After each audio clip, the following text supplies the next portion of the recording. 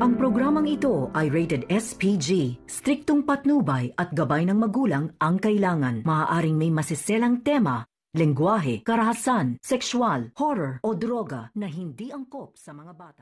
Naging palaboy na si Moira dahil sa ito ay pinalayas ni Dr. RJ Tanyag.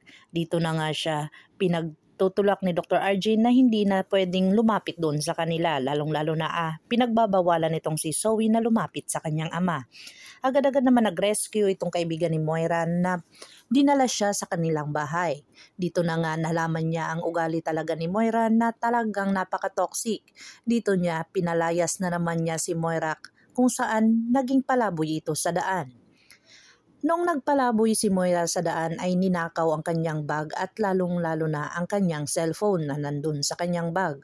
Hindi na siya maikontak ni Zoe dahil lang sa wala na nga siyang magagamit na phone. Dito na nga siya natulog sa isang playground at hindi na siya nakalakad at kinabukasan ay nagsusuka dito. Dito na nga siya ay tinulak ng janitor nang dahil lang sa napiko na sa kanya.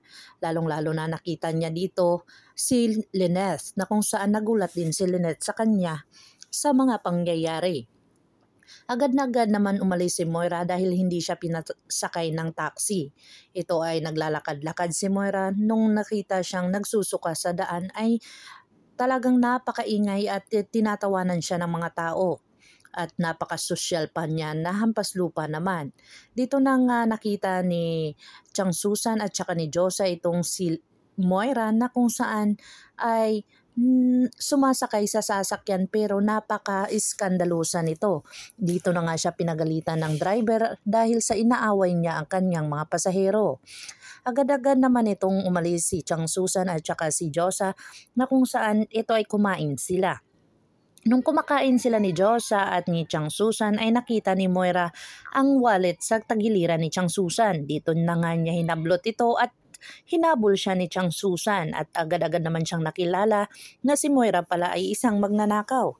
Dito na nga siya accidentally nahulog sa kanal at dito na nga ay gusto sana siyang tulungan ng ibang tao pero hindi nga ito tinulungan dahil lang sa sinabi nila ni Chang Susan na isang magnanakaw.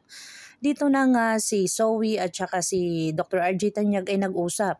Sinabi ni Dr. RJ na hindi na talaga niya ipapakita si Zoe doon kay Moira na kung saan ito naman si Zoe ay gusto talagang makita si Moira.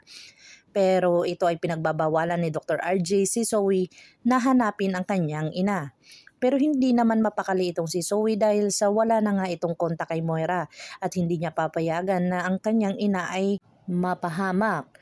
At dito na nga tumawag si Dr. Carlos sa kanya at dito na nga niya sinungitan pa at kung saan sinabi ni Dr. Carlos ay nag-alala lang naman siya sa kanyang anak na si Zoe.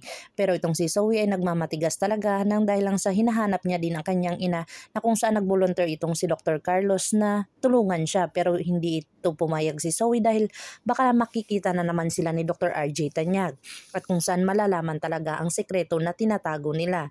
Abangan natin ang mga susunod pa na episode na ito, ang Abot Kamay na Pangarap. Kung bago lang po kayo sa aking channel, please like, share, and subscribe para ma-update po kayo sa mga susunod pa. Yun lamang po at maraming salamat.